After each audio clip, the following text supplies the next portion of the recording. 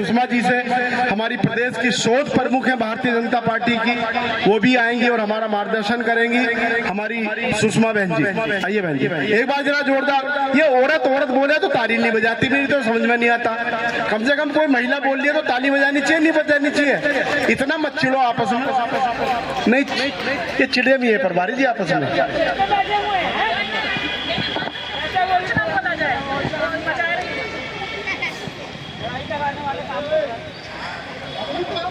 भारत माता की जय भीम। मेरा सभी यहाँ उपस्थित सभी को मेरा जय भीम। और मंच पे उपस्थित मेरे बड़े भाई, मैं नाम से परिचित नहीं हूँ, पवन गौतम जी, अच्छा पार्षद पवन गौतम जी, अमित चंद खैरा जी, और मेरे साथ मेरी बहुत ही कर्मठ पश्चिम क्षेत्र की उपाध्यक्ष मोनिका पंडिता जी, वार्ड 77 की वैशाली की पार्षद श्रीमती नीलम भारद्वाज जी, और हमारे बहुत ही कर्मठ जिन्होंने आज का ये बढ़िया इतना शानदार प्रोग्राम रखा है, प्रदीप चौहान जी जो कि पूर्व पार्षद और क्षेत्र में अनुसूचित मोर्चे के महामंत्री हैं। तो सभी को मेरा प्रणाम, सभी को फिर से एक बार जय भीम। आज हम यहाँ पर एक ऐसे महान समाज सुधारक, एक राजनीतिज्ञ, एक अर्थशास्त्री और एक जो सभी के नेता है, किसी एक के नेता नहीं है, जो पूरे देश के नेता हैं, ऐसे महापुरुष भारत पुत्र की, जो भारत के ऐसे पुत्र हैं, भारत में जन्मे संविधान निर्माता भारत रत्न बाबा साहेब डॉक्टर भीमराव अंबेडकर जी की जयंती हम मना रहे हैं। तो मैं आप सभी से अनुरोध करूंगी कि आप सभी भी डॉक्टर बाबा साहेब भीमराव के जो बताया उन्होंने, जो उनके विचार थे कि पूरा समाज, जो हमारा समाज है, एक ही सूत्र में पिरोया। जिस तरह से अगर हम सभी जानते हैं कि चंद्रगुप्त मौर्य को सभी जानते होंगे, बिंदुसार और सम्राट अशोक को सभी जानते होंगे, है ना, ग्रेट पर्सनैलिटी है हमारे। वैसे ही जो अखंड भारत की नींव रखी थी चंद्रगुप्त मौर्य ने, उनके पुत्र बिंदुसार और अशोक जी, है ना, जो बाबा साहब को मानने वाले हैं, ये सभी लोग, मतलब बाबा साहब उनको मानने वाले हैं। तो ये सभी उनको, उन्हीं के कदमों पे हमें भी सभी को चलना है।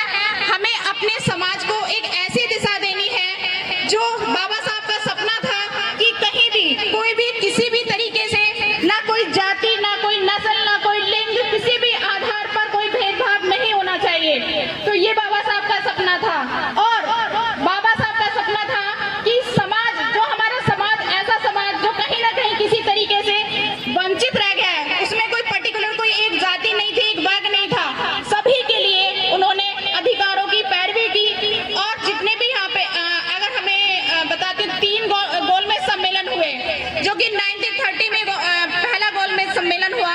तीनों गोलमेज सम्मेलन की डॉक्टर भीमराव अंबेडकर जी ने अध्यक्षता की, और तीनों में चाहे महिलाओं के लिए राइट हो, चाहे देश में वोट मांगने के लिए, वोट का राइट मांगने का अधिकार हो, वो उन्होंने अपनी प्रखरता से तीनों गोलमेज सम्मेलन में अपनी बात प्रखरता से रखी।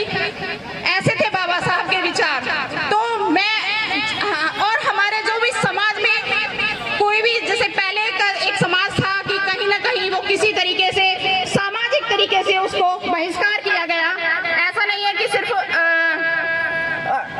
चाहे तो पढ़ाई का एरिया हो, है ना, कहीं, और महिलाओं के लिए आज अगर हम यहाँ महिलाएं बैठी हैं, जितनी भी मेरी मातृशक्ति यहाँ बैठी है, उसका एक बहुत बड़ा योगदान डॉक्टर भीमराव अंबेडकर जी का है कि उन्होंने हमें समान अधिकार दिलाए कि हम भी वोट कर सके, हम भी पुरुषों के साथ कंधे से कंधा मिला के चले।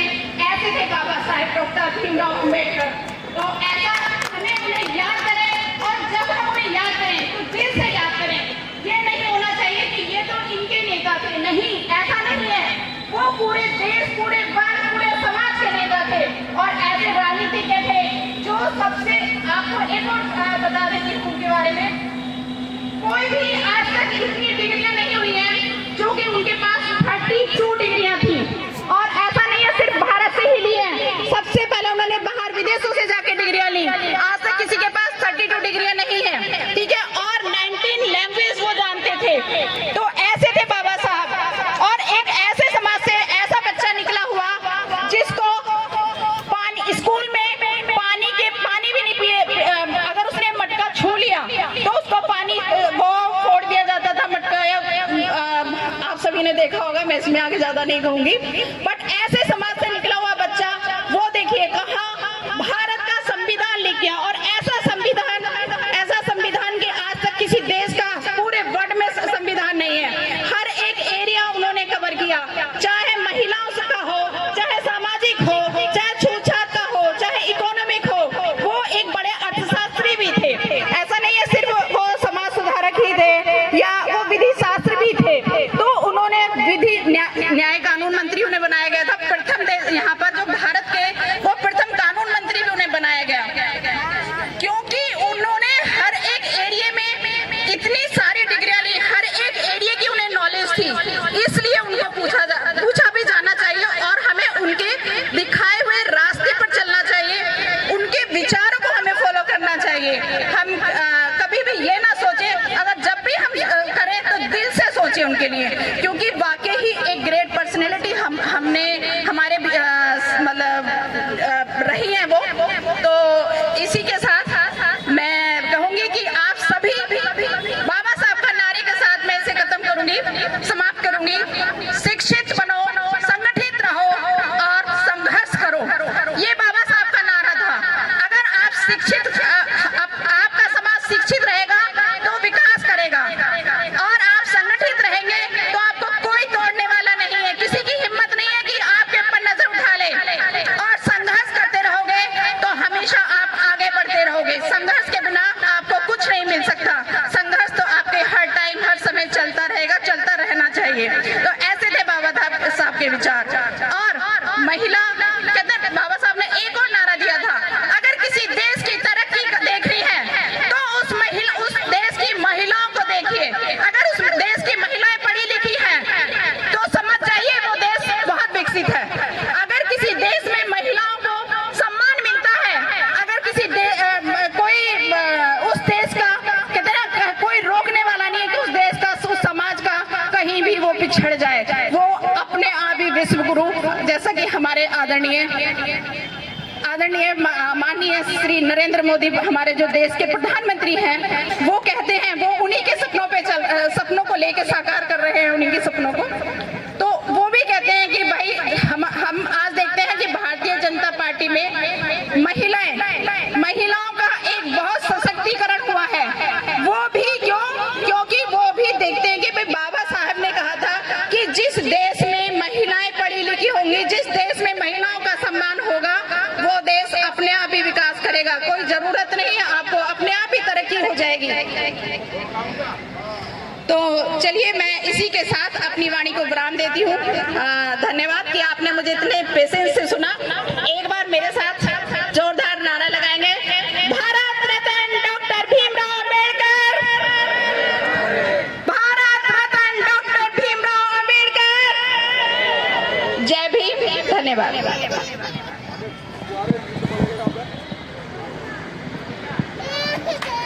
बहुत सुंदर बहन जी, आपको सुनकर हमारा मार्गदर्शन हुआ। हमारे बीच में एक बड़ी पर्सनालिटी जो अभी पिछली साल मिस्टर इंडिया का खिताब मिला, भाई रोबिन जी हमारे बीच में है। एक बार जोरदार ताली बजाकर इनका स्वागत करेंगे। मास्टर मिशन खैरा जी से निवेदन करूंगा कि इनका सम्मान करें। इधर आ जाओ। आपको मिस्टर इंडिया का खिताब मिला अभी पिछले साल। आदरणीय जितेंद्र गोयल जी और मास्टर जाटव जी अपने आ जाए और बाबा साहब को अपनी श्रद्धांजलि अर्पित करें। श्री रोबिन त्यागी जी, अभी अध्यक्ष जी का फोन आया, अभी आने वाले हैं। श्री भाई रोबिन त्यागी जी से भी निवेदन करूंगा कि वो भी आ जाए और अपने श्रद्धा सुमन अर्पित करें। हमारे बीच हमारी